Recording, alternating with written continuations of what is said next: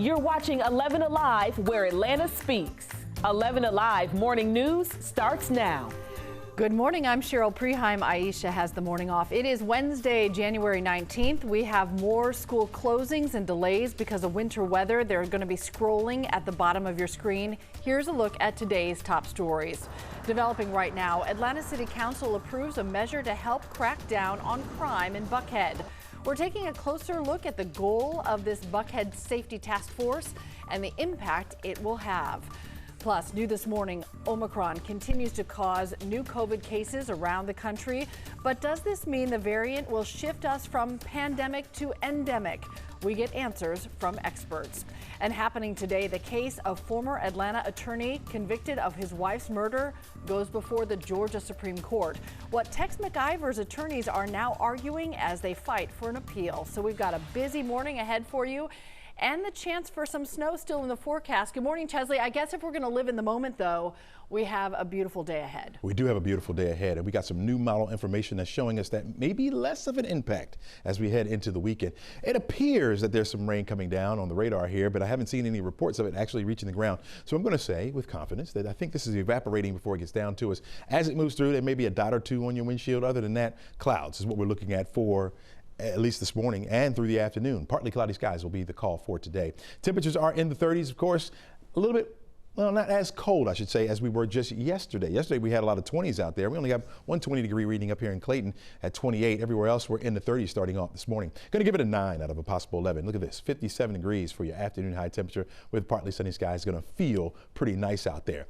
Here's the scenario now that we're looking at. This is by Friday afternoon, and notice how there's significant ice now being painted mainly over the central and southeastern portions of the state, less now up toward the north. These are new model runs that are coming in, showing that we could see less of an impact here, at least in North Georgia, but down toward the focus shifts really over toward the ice potential for central and southeastern portions of the state. We're going to have more on this in the full forecast coming up. Crash, over to you. All right, my friend, unfortunately, we are kicking things off with a red alert. Sky Tracker right on top of this one. We could see the traffic already building up, and there's the reason. We've got a ramp blocked, and we're going down south, Fulton County. This is by the airport, so especially if you live down south and you've got a flight, big heads up for you. We're talking about the 285 westbound ramp to I-85 northbound. You can see here in South Fulton County, that ramp is completely blocked. Now, the good news is you've got an escape route. The only problem is that escape route's only going to be good for probably the next 15 or 20 minutes because that backup's going to really start impacting the perimeter. Get on over to Riverdale Road, Highway 139. That's what you may know it as. That is your alternate. So just be prepared to take evasive action because, again, come on, camera, get back into focus. There it is right there. 285 westbound ramp to I-85 northbound by the airport, completely blocked. Cheryl? Now to breaking news that we're following out of Marietta, where 2 people have been arrested following a SWAT situation. We're told Marietta SWAT teams responded to a report of a possible barricaded suspect on Burney Street Northeast. Police tell us they originally went to that location after a call of a burglary.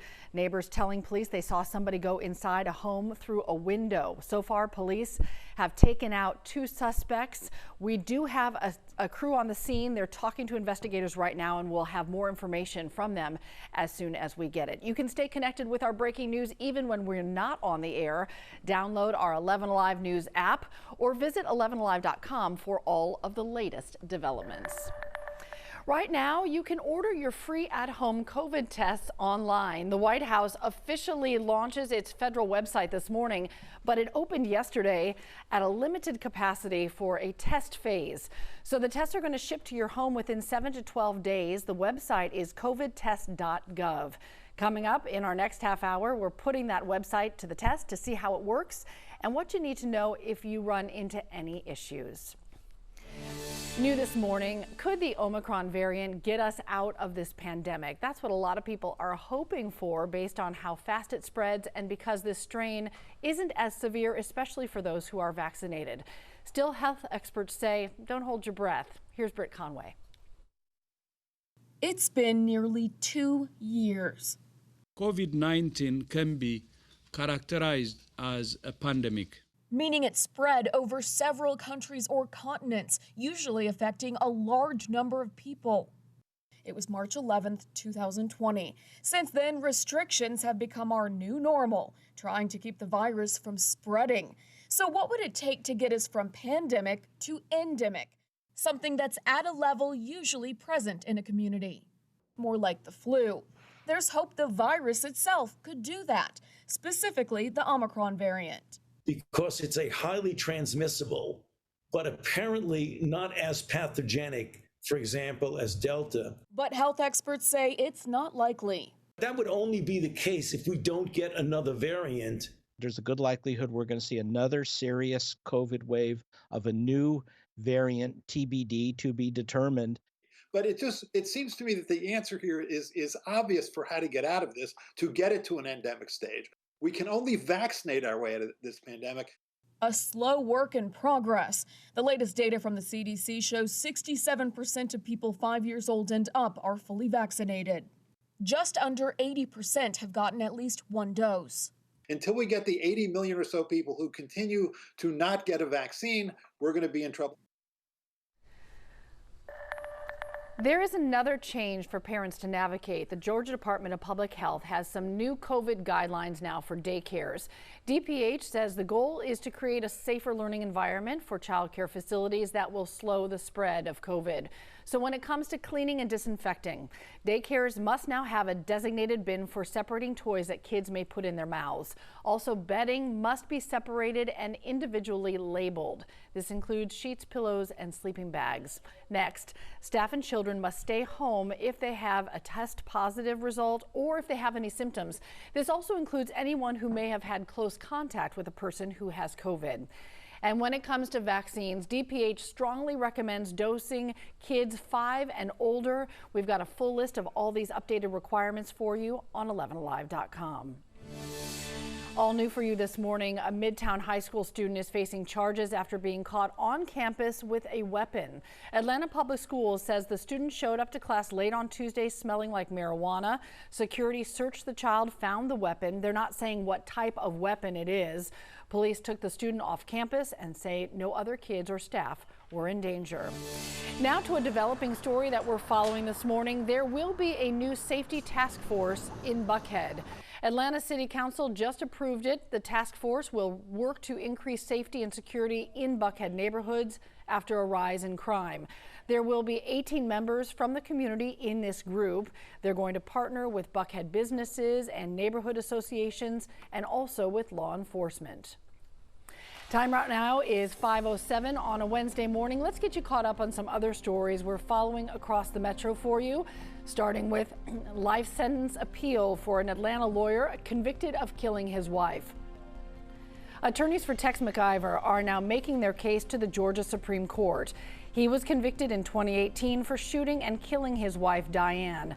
Attorneys for McIver claim he unintentionally shot his wife in 2016 while they were riding in their SUV down Piedmont Road. Tex McIver's appeal argues that the trial court made a mistake when it refused to give the jury instructions on the lesser charge of misdemeanor involuntary manslaughter. Attorneys will be in court starting at 10 a.m.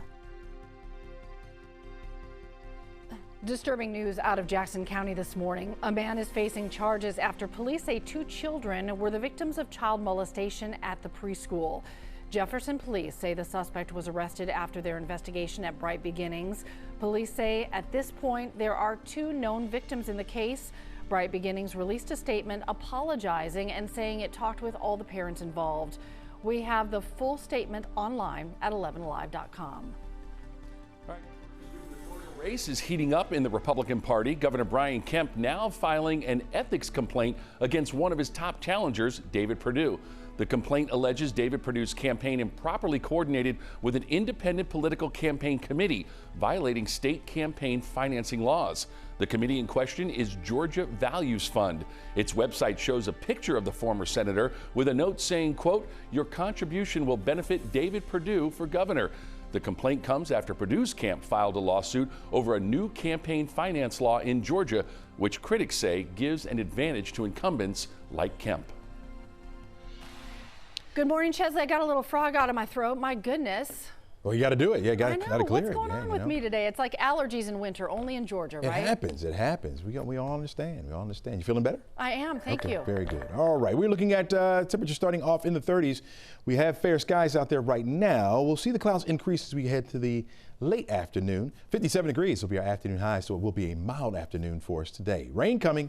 We'll let you know exactly when in the full forecast coming up. Crash? All right. How quickly things change in the world of traffic, Chesley. We had a complete shutdown and a red alert.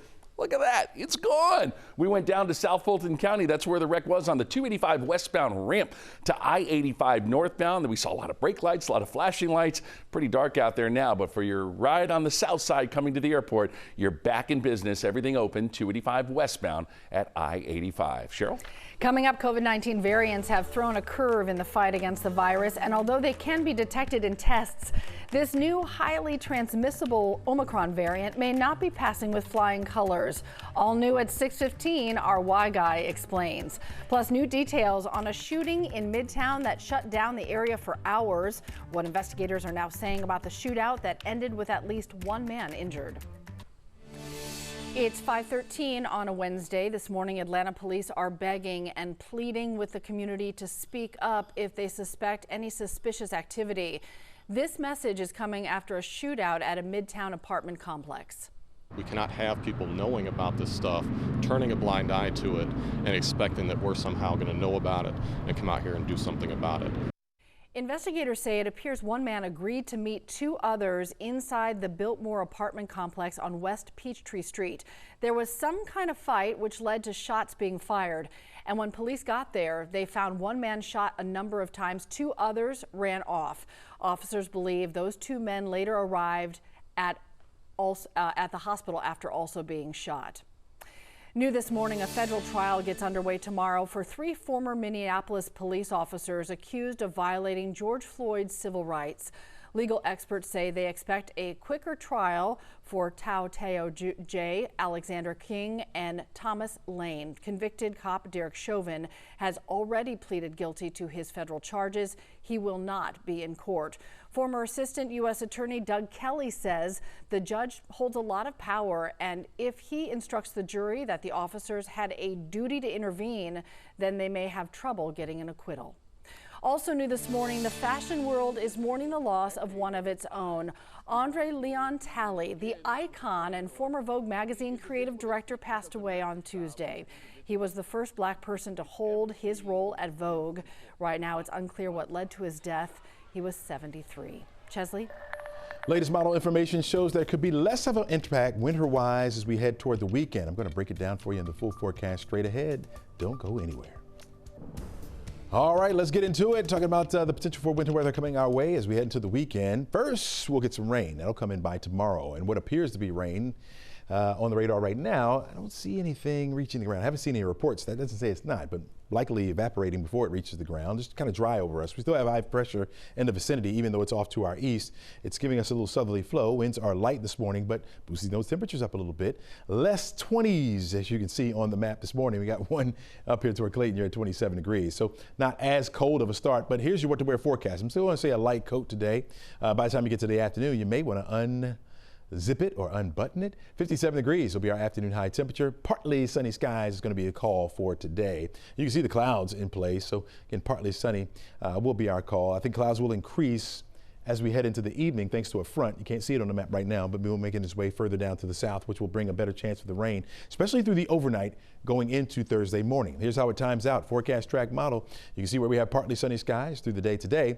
Tonight, after say 11, 12 o'clock, we'll start to see that rain begin to move in. There'll be a few heavy pockets here and there. May wake you up in the wee hours of the morning. By the time you wake up on Thursday, scattered showers left over. Behind this front, colder air starts to move in. Now the front sinks a little bit further to the south. That's new for us this morning as well. A little bit further to the south. So we start off, we'll see mostly cloudy skies by Thursday afternoon, maybe even a sliver in the clouds, giving us a little bit of sunshine here or there. Friday morning, notice we start off dry. mostly cloudy skies. Rain down over to the central portions of the state. Now, with that colder air making its way further down to the south, you'll notice what's taking place here, where we see a little bit mixing. Keep in mind, this is making here. So it's mainly over the central portions of the state. If some of that moisture starts to make it back to the north, we could see a little light snow even in Atlanta metro. But keep in mind, this is on the northern fringes of the area of low pressure. So this will be all light precipitation, very light, but you're talking about ice in the central and southeastern portions of the state, which could be or lead to some problems down there. But for North Georgia, doesn't look like much at all now with this new model run that we're looking at. And so it really begins to wind down as we head towards Saturday. Look at the totals between the models now. Mainly up in far northeastern Georgia is where you can see less than an inch here and also here, almost the same there, less than an inch. And when we talk about the ice, mainly to the east of our area, and mainly southeast is where you're going to find that European model showing not much at all, mainly over toward South Carolina. So let's hope these models stay intact. Look at this, same time frame. So this is 8:45 in the evening on Friday. Notice most of that, the European model showing it well over toward the east and then clearing out on Saturday. And we look at the GFS model, same thing.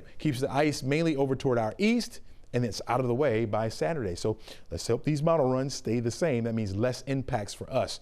But they could change, and they have been. So we'll keep an eye on it and keep you updated. Right now, I'm going to give it a 40% chance for a little bit of a rainstorm mix possible in Atlanta and then southward. 37 degrees will be the high temperature. Could linger into Saturday morning. Very low chance, 20%. And then we'll clear it out as we head through the rest of the weekend and into next week, but it will remain cold. Crash Clark over. Oh, I'm sorry. Our weather mile moment of the day. Almost missed it there, Ashley. Almost missed it. Terry from Edenton sends us this picture right here of the sun rising. Looks beautiful over there, right off the lake there. Very nice picture. Really appreciate that. Want to see your weather wild moments as well? Easiest way to share those is on our 11 Live Storm Tracker Facebook page.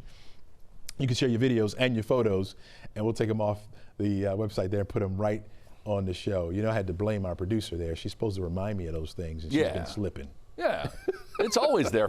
It's the people in our ears' fault all the time. Her name is Ashley, by the way, people.